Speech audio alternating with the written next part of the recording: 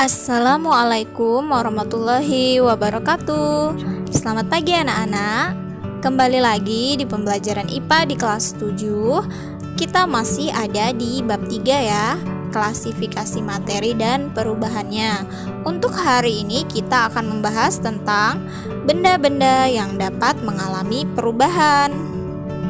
Adapun tujuan pembelajaran kita hari ini, dengan diberikan lembar kerja, peserta didik mampu yang pertama menentukan jenis benda atau zat dengan membandingkan massa dan volume, atau disebut juga massa jenis.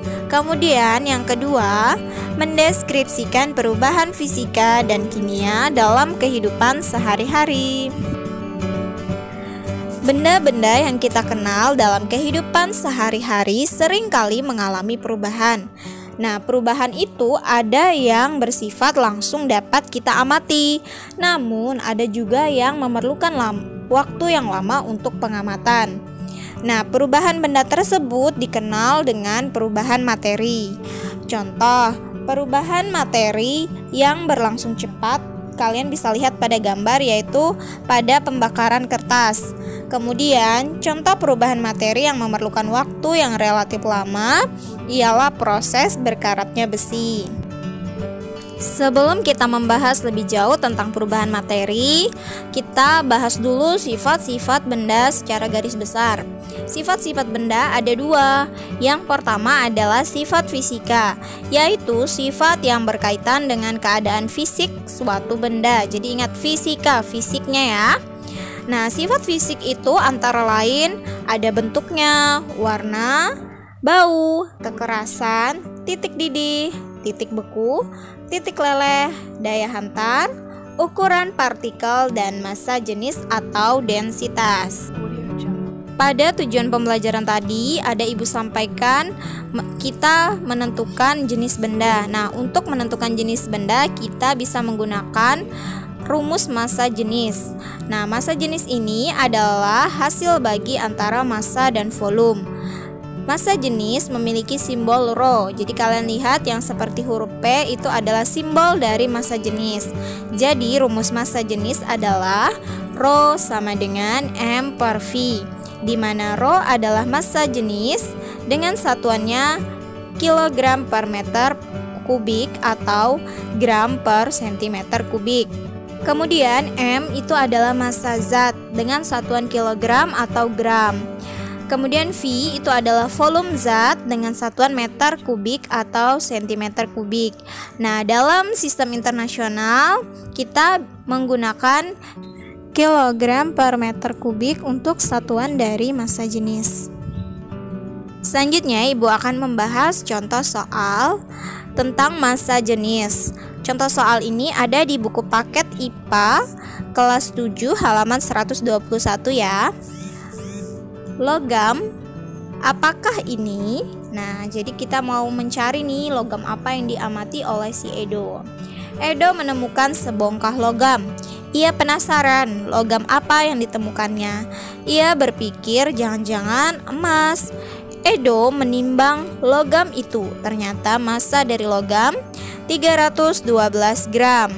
Dengan gelas ukur, Edo mengukur volume. Ternyata kenaikan air di dalam gelas ukur seperti gambar berikut. Kemungkinan besar logam apa yang ditemukan Edo? Pertama-tama kita baca dulu pembacaan pada gelas ukur pertama sebelum logam itu dimasukkan. Pembacaannya adalah 60 ml. Kemudian setelah dimasukkan logam, maka pembacaan yang terbaca adalah 100 ml. Selanjutnya kita selesaikan soal ini. Yang pertama kita tulis dulu massa dari logam. Jadi diketahui massa logam 312 gram. Kemudian volumenya, tadi volume yang setelah dicelupkan logam dikurang dengan volume air saja. Volume yang kedua tadi adalah 100, kita kurangi volume pertama 60, sehingga volume dari logamnya adalah 40 ml atau 40 cm kubik. Kemudian yang ditanya masalahnya adalah kita harus mencari jenis logam apa yang ditemukan. Kemudian bagaimana cara menyelesaikannya? Kita menggunakan prinsip massa jenis merupakan ciri zat. Nah, penerapannya kita gunakan rumus Rho sama dengan M per V sama dengan massanya tadi 312 gram, kita bagikan 40 cm kubik, maka hasilnya adalah 7,8 gram per cm kubik. Kemudian kita simpulkan dengan membandingkan hasil pengukuran massa jenis dengan nilai pada massa jenis zat pada tabel 3.8. Jadi di buku paket kalian ada tabel 3.8, itu halaman 120. Maka massa jenis yang paling mendekati adalah massa jenis besi, yaitu 7,9 gram per cm kubik. Jadi kemungkinan besar logam yang ditemukan Edo itu adalah besi. Selanjutnya, sifat benda yang kedua adalah sifat kimia. Sifat kimia ini berhubungan dengan mudah atau sukarnya zat tersebut untuk bereaksi secara kimia. Selanjutnya, perubahan materi. Perubahan materi ini dapat berlangsung melalui dua cara. Yang pertama ada namanya perubahan fisika. Perubahan fisika adalah perubahan zat yang tidak disertai terbentuknya zat baru. Contohnya, kalian lihat pada gambar, ada gambar es yang mencair. Nah, komposisi materi itu tidak berubah. Jadi misalkan dia dalam bentuk padat maupun dalam bentuk cair, bahannya atau materinya itu tetap sama-sama merupakan air atau H2O. Perubahan fisika meliputi A. Menguap. Contohnya pada gambar ada air yang terus-menerus dipanasi, tentu saja air tersebut akan berubah menjadi uap. Kemudian mengembun. Mengembun contohnya pada pagi hari di dedaunan atau di rerumputan kalian bisa melihat ada titik-titik air, atau kita bisa juga melihat contoh kalau kalian pernah minum es. Nah, bagian luar dari gelas kita yang kita minum itu ada butiran-butiran air. Nah, itu termasuk contoh dari mengembun. Kemudian ada pula mencair. Mencair itu perubahan dari padat menjadi cair, contohnya es batu yang mencair. Kemudian ada menyublim. Menyublim contohnya kalau kalian pernah menggunakan kapur barus di WC atau di kamar mandi kalian. Nah, lama-kelamaan kapur barus tersebut kan bisa hilang, habis. Nah, itu adalah kapur barusnya berubah menjadi gas. Selanjutnya, perubahan fisika yang lain adalah melarut. Kemudian yang terakhir adalah ada juga perubahan bentuk lainnya.